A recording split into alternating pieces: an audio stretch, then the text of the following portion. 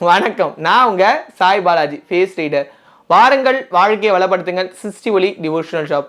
சிருஷ்டி ஒளிக்கும் நம்மளோட கோவிலுக்கும் வேலை செய்வதற்கு ஆட்கள் தேவை.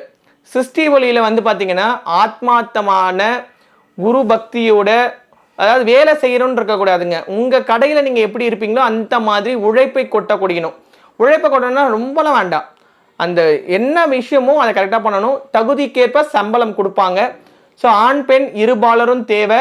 ஸோ டிகிரி படித்தவங்களாக இருந்தாலும் சரி, இதுவாக இருந்தாலும் சரி. அதே மாதிரி தமிழ் முக்கியமாக தெரிஞ்சிருக்கணும். மற்ற மொழிகள் தெரிஞ்சால் ரொம்ப சந்தோஷம், கூட அடிஷ்னல் அட்வான்டேஜ். அது மட்டும் இல்லாமல் கோவிலுக்கு வந்து சர்வீஸ் மைண்டில் இருக்கணும். அதாவது வந்து கோவிலில் தொண்டு செய்கிற மாதிரி. ஒன்று நீங்கள் தங்கி இருந்தும் வேலை செய்யலாம். இது அரௌண்டு இந்தியா முழுக்க தங்கி இருந்தும் உங்களுக்கு வந்து பார்த்தீங்கன்னா இருக்கிறதுக்கு இடம், சாப்பிட்றதுக்கு சாப்பாடு எல்லாமே இது பண்ணுவாங்க. தகுந்த ஊதியம் கொடுப்பாங்க.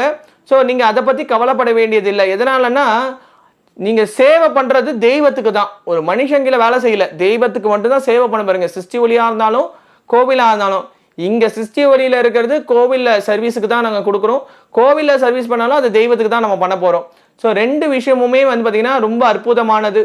ஸோ ஒரு இடத்துக்கு நம்ம போகிறோன்னா அந்த தெய்வம் அழைச்சாதான் நம்ம போக முடியும். ஆணோ பெண்ணோ இங்கே அந்த பிரச்சனை கிடையாது.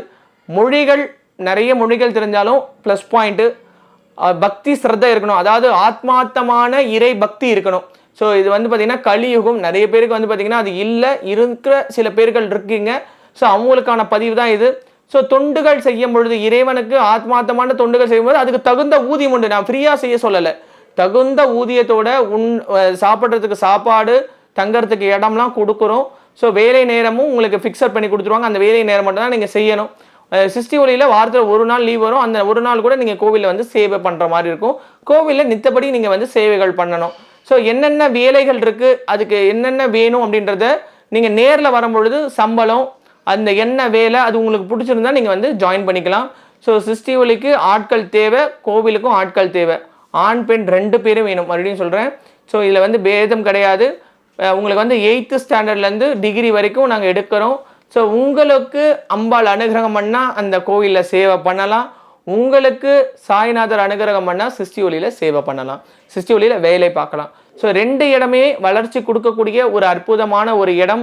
குரு வழியோட திருவருளும் பெற முடியும், குரு வழிகாட்டுதலும் இருக்கும். உங்கள் வாழ்க்கை இங்கே ஜாயின் பண்ணதுலேருந்து மாற்றத்தை நீங்கள் பார்க்க முடியும். ஏன்னா இங்கே வந்து பொருளை வாங்குறவங்களே நல்லா இருக்கிறாங்கன்னும் பொழுது, ஆத்மார்த்தமாக நீங்கள் இங்கே கடையில் வேலை செய்யும் பொழுதும், ஆத்மார்த்தமாக நீங்கள் கோவிலில் தொண்டுகள் செய்யும் பொழுதும் உங்கள் குடும்பமே லிஃப்ட் ஆகிறத நீங்கள் கண்கூடாக பார்க்கலாம்.